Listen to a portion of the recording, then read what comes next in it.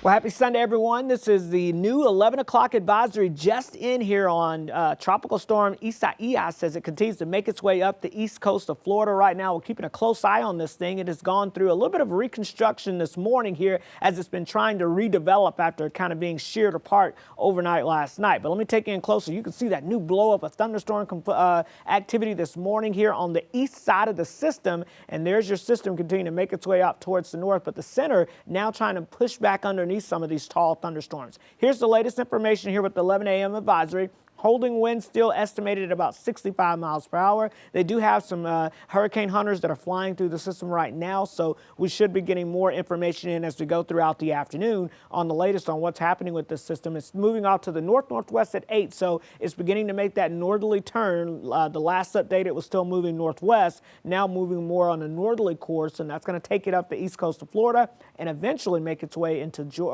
offshore of Georgia and then into the Carolinas. Now, we're already seeing some tropical storm wind gusts here taking place in the east coast of Florida, and we're also seeing some of those tropical storm wind gusts over in the Bahamas. So this is a large wind field with this storm. Let me show you what it looks like on radar, and you can really see that big circulation showing up here. There's your center of the storm. Notice another little area of thunderstorm activity trying to co-locate around the center of this storm. If that happens, we may see a little bit of strengthening later today, but overall, the wind shear that's still out there should keep this thing in check from developing and taking off too much. Now, you can see here on the latest position of the storm system, it is now about 30 miles to the northeast of West Palm Beach. If you were with us last hour, it was about 30 miles to the south and east of there. So this system is booking it off to the north now and making some gaining some elevation there. Another thing that we want to talk about here is the structure of the storm, because when you look at it on satellite picture, you see all the thunderstorms blowing up in the system. And you think, wow, this thing is really taking off. But notice here where the center is here, we've got some thunderstorms trying to wrap around the center. But notice that this big blue shield of moisture here, these thunderstorms, are shearing off to the north and east, what we call as upper level wind shear. So what's happening is we have winds at the surface coming in from the south and east. We've got winds coming in out of the south and west on the west side of the system, and that's what's pulling in some of this dry air, but also ripping the top off of the thunderstorm. So that's why we're not expecting this to really strengthen much as we go throughout the day. Also, though, notice that this moisture is trying to push some of that dry air out of there. So we'll be keeping an eye on it this afternoon as it makes its way up the east coast of Florida, just offshore, holding it right now as a tropical storm of 65 miles per hour, and then it will begin to make its way into the Carolinas here. But notice this position here just south of Charleston is Monday evening at 8 o'clock. And so now we've got the new advisory showing that this thing is not going to make a landfall likely until probably sometime during the early morning hours on Tuesday. So Tuesday now looks to be more of a landfall time frame, especially as you get up into North Carolina. So continuing to slow the speed of this system down, at least what we're seeing in the guidance as of now.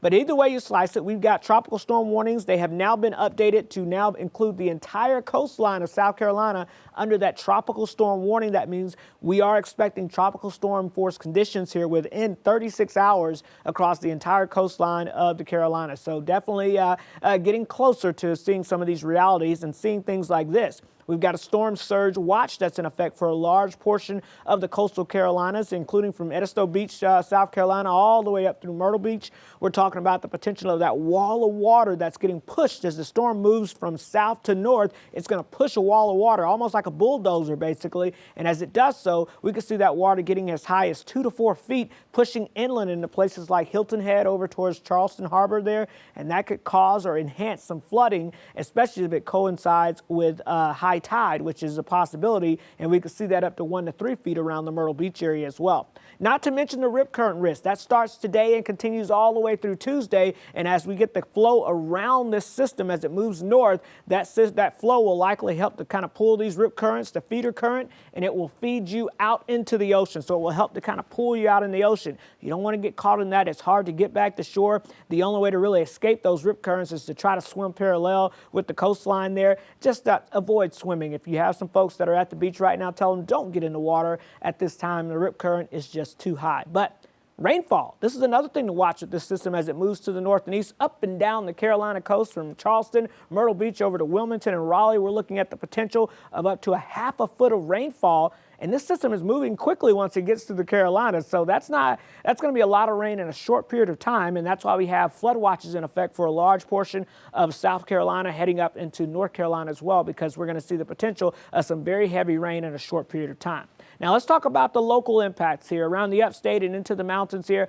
I think the overall impact here from Isaias is going to be fairly low with, again, we're going to be seeing breezy and cloudy conditions, some scattered rain, 1 to 2 inches possible, but that'll be during the day on Monday. The main concern will be a front coming in from the west and getting the squeeze play with a tropical system moving in from the east. That could enhance our chances of seeing some scattered heavy rain across the area on your Monday.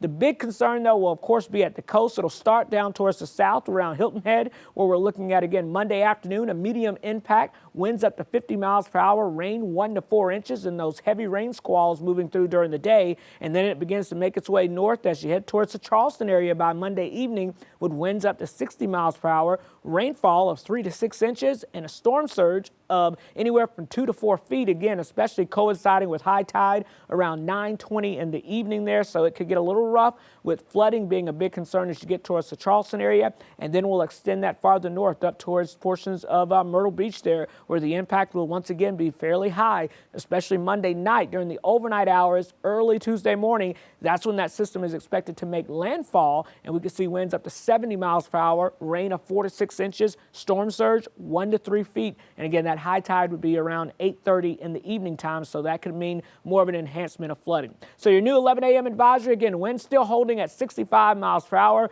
moving north-northwest now, slowing down again at 8 miles per hour. This will work its way up the East Coast today. Tonight, it'll be just off of the Georgia coast as you go in throughout your day. On Monday, it begins to move towards the Carolinas. Of course, we'll be tracking it every step of the way. We'll have more updates on air and online throughout the day. Have a good one, everyone.